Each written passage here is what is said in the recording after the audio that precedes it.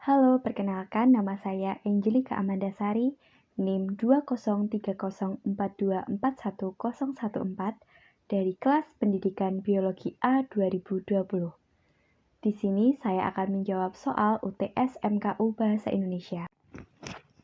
Soal yang pertama yaitu, apa arti penting Bahasa Indonesia bagi NKRI? Seperti yang kita tahu, Bahasa Indonesia berasal dari bahasa Melayu. Karena pada saat itu, bahasa Melayu sudah digunakan sebagai lingua franca atau bahasa perhubungan di Nusantara dan di Asia Tenggara. Serta karena bentuk dan susunannya yang sederhana, menjadikan bahasa Melayu sebagai embrio dari bahasa Indonesia. Bahasa Indonesia secara resmi dikumandangkan pada tanggal 28 Oktober 1928 pada saat Sumpah Pemuda.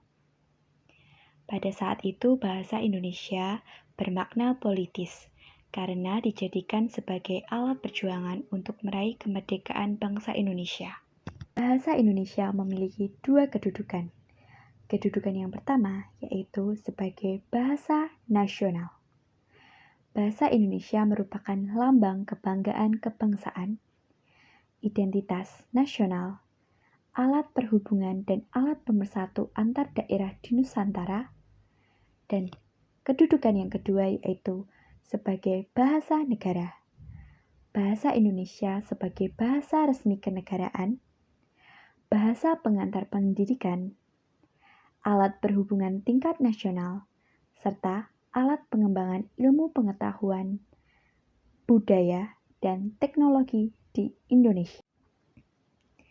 Pertanyaan yang kedua yaitu mengenai kelebihan dan kekurangan dari ragam lisan dan ragam tulis.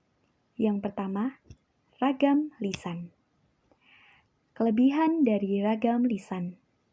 1. Berlangsung dengan cepat. Kedua, sering berlangsung tanpa menggunakan alat bantu. Ketiga, kesalahan dapat langsung direvisi atau dibenarkan. Dan yang keempat, bahasa yang diungkapkan lebih ekspresif karena dapat dibantu dengan gerak tubuh dan mimik wajah. Ragam lisan memiliki kekurangan. Yang pertama, tidak memiliki bukti otentik. Kedua, dasar hukumnya lemah.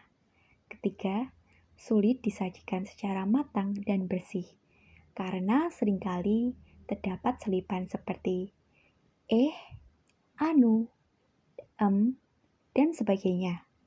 Dan yang terakhir yaitu mudah dimanipulasi.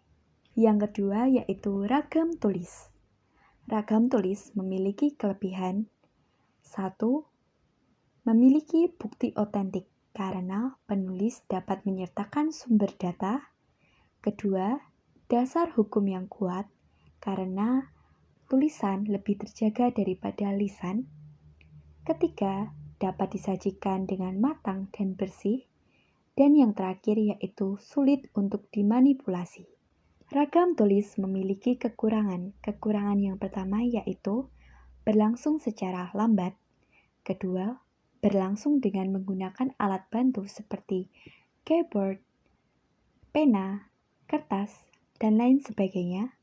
Ketiga, kesalahan tidak dapat langsung diperbaiki.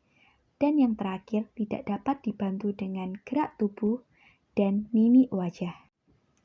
Pertanyaan yang ketiga yaitu, apa itu kesepadanan? Kesepadanan merupakan salah satu ciri dari kalimat efektif.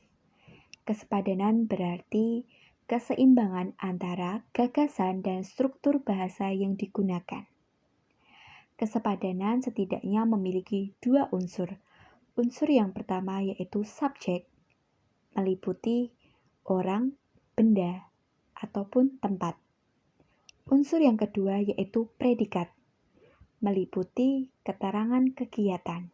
Pertanyaan yang keempat yaitu contoh kesalahan dalam penulisan ejaan. Contoh yang pertama yaitu penulisan huruf kapital pada judul. Seperti contoh pada judul Populasi Capung di Pantai Parangtritis, Bantul. Kata di ditulis dengan awalan huruf kapital, itu merupakan kesalahan. Seharusnya ditulis menggunakan huruf kecil. Jadi, populasi capung di Pantai Parangtritis, Bantul. Karena kata hubung seperti di, ke, dari, dalam, pada, dan sebagainya ditulis menggunakan awalan huruf kecil. Contoh yang kedua yaitu penulisan bentuk terikat. Yang sering salah adalah beberapa kata yang saya sebutkan. Contohnya seperti Maha Kuasa menggunakan spasi yang seharusnya tanpa spasi.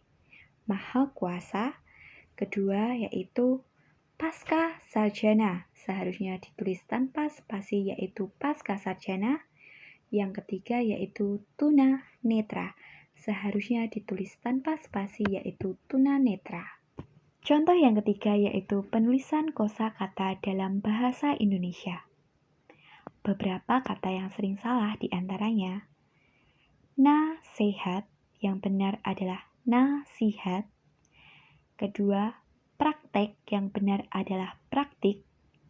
Ketiga, antri, yang benar adalah antre. Keempat, aktivitas, yang benar adalah aktivitas. Dan yang terakhir yaitu silahkan, yang benar adalah silakan. Soal yang kelima yaitu perbedaan antara kohesi dan koherensi. Yang pertama yaitu kohesi atau keterpaduan bentuk. Merupakan hubungan antara kalimat satu dengan kalimat yang lain dalam suatu paragraf yang ditandai dengan penanda kebahasaan tertentu seperti penanda pengulangan maupun transisi. Yang kedua yaitu koherensi. Koherensi merupakan keterpaduan makna atau hubungan makna antar kalimat yang satu dengan kalimat yang lain dalam suatu paragraf.